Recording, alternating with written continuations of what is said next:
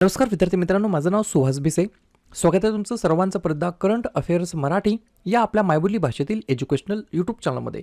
विद्यार्थी मित्रांनो, आज आहे 1 मे 2026. मे महिना सुरू झालेला आहे. मे महिन्याचा पहिला दिवस आहे. सोबत आज आपला या ठिकाणी महाराष्ट्र स्थापना दिवस आहे, महाराष्ट्र दिन आहे. त्यानिमित्त सर्व विद्यार्थ्यांना या ठिकाणी हार्दिक शुभेच्छा. नवीन असताल, चॅनलला सबस्क्राईब नसेल केलं तर चॅनलला या ठिकाणी सबस्क्राईब करायला बिलकुल विसरू नका. क्लिअर? चला तर मग आपण आजच्या व्हिडिओला सुरुवात करूया. त्या अगोदर कालच्या व्हिडिओमध्ये जो काही शेवटचा प्रश्न विचारला होता त्या प्रश्नाचं उत्तर जाणून घेऊया. काय होता प्रश्न? श्रीहरिकोटा या ठिकाणी अंतराळ केंद्रामध्ये पाठवण्यात आलेल्या भारताच्या पहिल्या खाजगी कक्षीय रॉकेटचं नाव काय आहे? तर बऱ्याच विद्यार्थी मित्रांनी अगदी योग्य उत्तर टाईप करून सांगितलं आहे. पर्याय क्रमांक बी, विक्रम-1 असं या ठिकाणी त्या भारताच्या पहिल्या खाजगी कक्षीय रॉकेटचं नाव आहे. या ठिकाणी वैशिष्ट्य काय आहे? प्रश्न काय विचारला जाऊ शकतो? तर हे भारतातील पहिले खाजगीरित्या विकसित रॉकेट होते, ज्या ठिकाणी त्याने अवकाशामध्ये प्रवेश केलेला आहे. या ठिकाणी नामकरणाबद्दल 2 पॉईंट लिहून घ्या. भारतीय अंतराळ कार्यक्रमाचे जनक विक्रम साराभाई यांच्या सन्मानार्थ या रॉकेटला विक्रम-S असं या ठिकाणी नामकरण करण्यात आलं आहे, नाव देण्यात आलेलं आहे. क्लिअर? आता पाहूया विद्यार्थी मित्रांनो, प्रश्न क्रमांक पहिला. टोटल संपूर्ण व्हिडिओमध्ये 12 प्रश्न असतील. सुरुवातीपासून शेवटपर्यंत व्हिडिओ प्रामाणिकपणे पाहण्याचा प्रयत्न करा.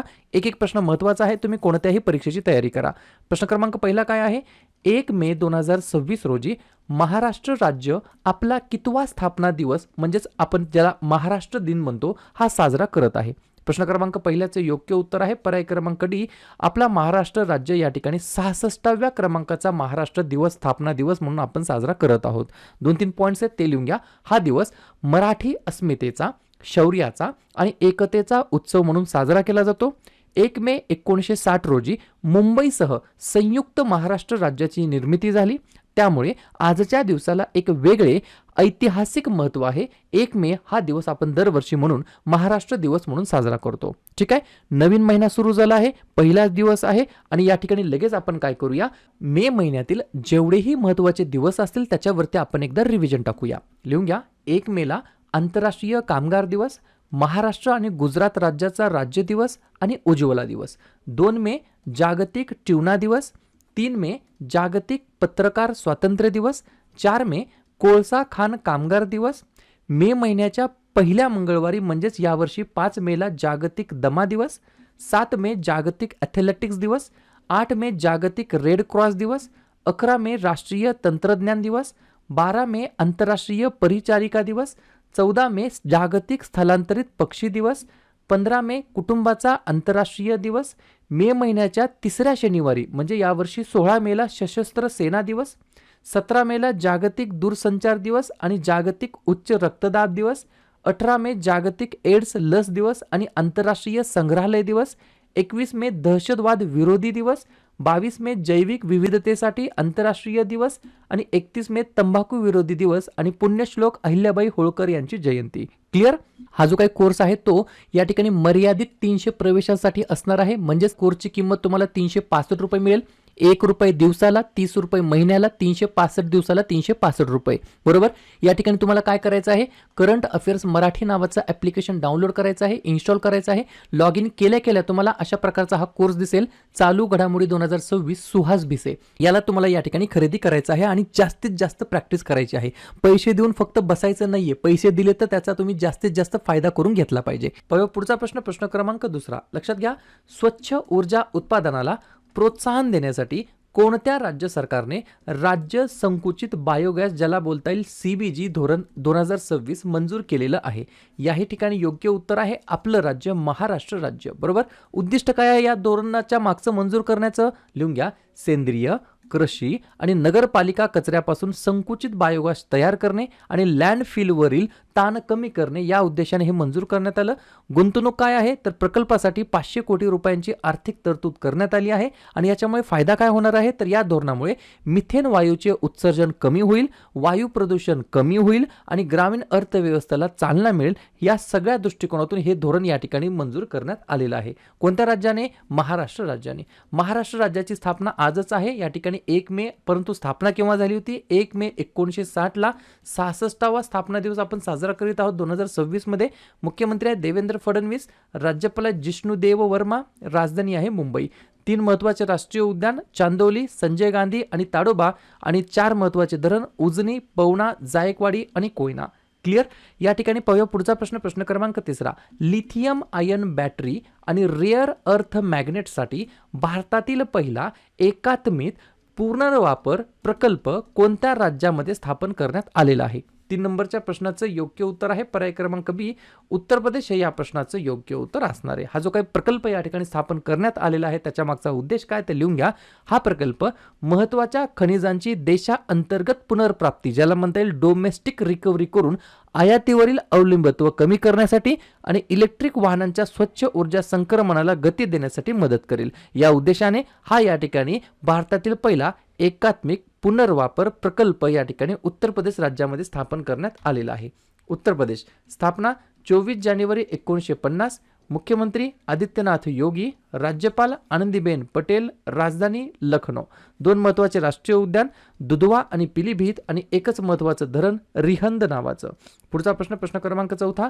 रजिस्ट्रार जनरल आणि जनगणना आयुक्त यांच्या कार्यालयाकडून जनगणना 2027 साठी कोणता टोल फ्री हेल्पलाईन क्रमांक सुरू करण्यात आलेला आहे?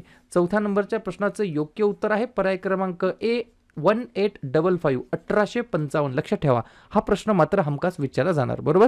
उद्देश काय या ठिकाणी? ग्रहसूची आणि गृहनिर्माण जनगणना, house listing and housing census, बरोबर, या पहिल्या टप्प्यासाठी मार्गदर्शन करणे.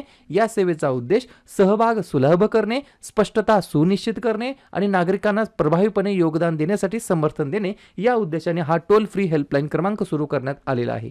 पुढचा प्रश्न, नवोन्मेष आणि सर्वसमावेशकता यावरील 10व्या क्रमांकाची राष्ट्रीय शिखर परिषद कोणत्या राज्यामध्ये आयोजित करण्यात आली होती?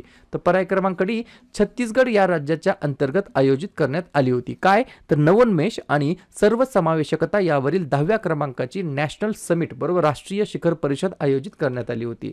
छत्तीसगड. स्थापना 1 नोव्हेंबर 2000 साली. मुख्यमंत्री विष्णुदेव साई. राज्यपाल रामेन डेका. राजधानी नया रायपूर. 2 महत्त्वाचे राष्ट्रीय उद्यान इंद्रावती आणि कांजर घाटी आणि 3 महत्त्वाचे धरण गँगरेल, मुरमसिल्ली आणि कुटाघाट. पुढचा प्रश्न, प्रश्न क्रमांक 6. भारत जगातील लष्करी खर्चामध्ये, म्हणजेच या ठिकाणी काय म्हणता येईल, आर्मीवरती जे काही मिलिटरी एक्सपेन्सेस आहेत त्याच्यावरती कितव्या क्रमांकावरती आलेला आहे? 6व्या नंबरवरती प्रश्नाचं योग्य उत्तर आहे पर्याय क्रमांक सी, आपला प्यारा भारत देश 5व्या क्रमांकावरती आहे.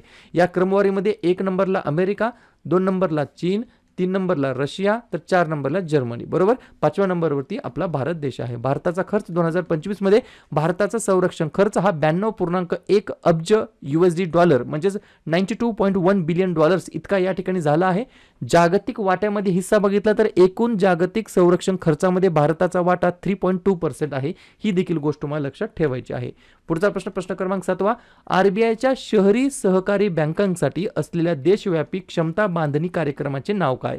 7व्या नंबरच्या प्रश्नाचं योग्य उत्तर आहे पर्याय क्रमांक बी, मिशन सक्षम. ज्याच्या मागचा उद्देश काय?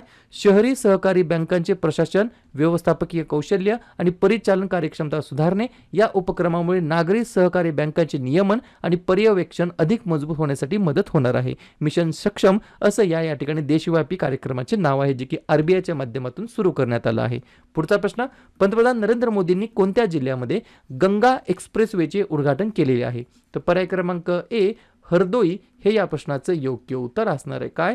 तर हरदोई या ठिकाणी विद्यार्थी मित्रांनो या जिल्ह्याच्या अंतर्गत गंगा एक्सप्रेसवेचे उद्घाटन करण्यात आलं आहे. गंगा एक्सप्रेसवे बद्दल 2-4 पॉईंट्स आहेत, लक्षात घ्या. 594 किलोमीटर एवढी त्याची एकूण लांबी आहे. 6 लेन असलेला हा एक्सप्रेसवे असणार आहे. 36,230 कोटी रुपयाचा या ठिकाणी खर्च झालेला आहे आणि प्रवासाचा वेळ या ठिकाणी जो 11-12 तासाचा होता तो या ठिकाणी रिड्यूस करून, कमी करून तो आता या ठिकाणी 6 तासच लागणार आहे या 594 किलोमीटरला पास करण्यासाठी. या गोष्टी लक्षात ठेवायच्या आहेत. क्लिअर. या ठिकाणी पाहूया पुढचा प्रश्न, प्रश्न क्रमांक 9. नाईट फ्रॅकच्या पिरी 100 निर्देशांक 2025 नुसार आलिशान निवासी घरांच्या किमतीच्या वाढीमध्ये जागतिक स्तरावर पहिल्या 10 शहरांमध्ये कोणत्या भारतीय शहराचा समावेश आहे? तर पर्याय क्रमांक डी बेंगलोर हे या प्रश्नाचं योग्य उत्तर असणार आहे. पुढचा प्रश्न क्रमांक 10 सियांग अप्पर बहुउद्देशीय प्रकल्प कोणत्या राज्यामध्ये स्थित आहे? तर पर्याय क्रमांक सी अरुणाचल प्रदेश हे या प्रश्नाचं योग्य उत्तर असणार आहे. याच्या मागचा उद्देश काय? हा जो काही सियांग अप्पर बहुउद्देशीय प्रकल्प आहे त्याच्या मागचा उद्देश वीज निर्मिती, पूर नियंत्रण आणि चीनच्या यारलुंग सांगपो नदीवरील प्रकल्पाला सामरिक प्रतिसाद देणे. क्षमता काय आहे याची? तर हा सुमारे 11,000 मेगावॉट ते 11,200 मेगावॉट क्षमतेचा भारतातील सर्वात मोठ्या जलविद्युत प्रकल्पापैकी एक प्रकल्प म्हणून प्रस्तावित आहे. बरोबर. कोणत्या राज्यामध्ये स्थित आहे? अरुणाचल प्रदेश. स्थापना 20 फेब्रुवारी 1987. मुख्यमंत्री प्रेमा खांडू, राज्यपाल कैवल्य त्रिविक्रम पारनायक, राजधानी इटानगर. 2 महत्त्वाचे धरण रंगनाडी आणि सुबानसिरी आणि 2 महत्त्वाचे राष्ट्रीय उद्यान मौलिंग आणि नामदाफा. पुढचा प्रश्न क्रमांक 11 युलाफिया पिक्टा. काय? युलाफिया पिक्टा नावाची ऑर्किडची एक दुर्मिळ प्रजाती अलीकडेच कोणत्या राज्यामध्ये सापडलेली आहे? तर पर्याय क्रमांक बी आंध्र प्रदेश हे या प्रश्नाचं योग्य उत्तर असणार आहे. शास्त्रज्ञांनी मध्य आंध्र प्रदेशामध्ये युलाफिया पिक्टा नावाच्या ऑर्किडच्या एका दुर्मिळ प्रजातीची प्रथमच नोंद केलेली आहे. For the first time registration केलेलं आहे. त्याच्यामुळे कदाचित हा प्रश्न विचारला जाऊ शकतो. ठीक आहे. शेवटचा प्रश्न कोणत्या राज्याने आपल्या स्थापनेची 50 वर्ष साजरी करण्यासाठी सुवर्ण महोत्सवी सोहळ्याचे आयोजन केलेले आहे? तर पर्याय क्रमांक ए सिक्कीम हे या प्रश्नाचं योग्य उत्तर असणार आहे. 16 मे 1975 रोजी सिक्कीम भारताचा 22व्या क्रमांकाचं राज्य बनलेला आहे. 50वा वर्धापन दिवस म्हणजेच काय? मे 2025 मध्ये सिक्कीमच्या राज्यत्व दिनाला 50 वर्ष या ठिकाणी पूर्ण झालेले आहेत. त्याच्यामुळे या ठिकाणी कदाचित या ठिकाणी हा प्रश्न सुद्धा विचारला जाऊ शकतो. क्लिअर? तर अशा प्रकारे विद्यार्थी मित्रांनो हे होतात 12 प्रश्न. उपक्रम कंटेंट हा जो काही प्रयत्न आपण सुरू केलाय मराठी भाषेमध्ये कसा वाटतो अवश्य कमेंट करत चला. आणि या ठिकाणी तुमच्यासाठीचा आजचा खास प्रश्न लिहून घ्या. कोणत्या देशाने 1 मे 2026 पासून ओपेक आणि ओपेक प्लस मधून बाहेर पडण्याची घोषणा केलेली आहे? कतार, UAE, अंगोला की कुवेत? तर ज्या पण विद्यार्थ्यांनी या प्रश्नाचं योग्य उत्तर येत असेल त्या प्रश्नाचं उत्तर तुम्ही कमेंट बॉक्समध्ये देण्याचा प्रयत्न करा. प्रश्नाचं उत्तर चुकू द्या, बरोबर येऊ द्या, काहीच हरकत नाही.